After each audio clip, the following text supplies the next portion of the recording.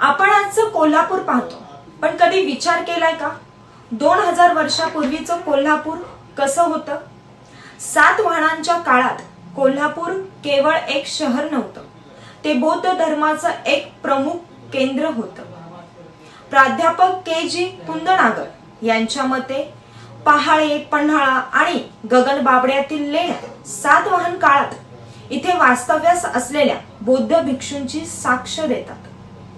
इसवी सन 277 सालच्या उत्खननात सापडलेला स्तूप हे स्पष्ट करतो की कोल्हापूर त्या काळी एक प्रगत नगरी होती. पण कोल्हापूर फक्त धार्मिकच नव्हतं, ते जागतिक व्यापारी केंद्रही होतं. ग्रीक आणि रोमन संस्कृतींशी कोल्हापूरचे व्यापारी संबंध होते. पश्चिमेकडील देशांशी होणाऱ्या व्यापारामुळे हे शहर समृद्धीच्या शिखरावर होतं. सातवाहनांचा काळ म्हणजे कोल्हापूरच्या इतिहासातील एक सुवर्ण काळ. आपल्या मातीतला हा वारसा अभिमानाने जपायला हवा.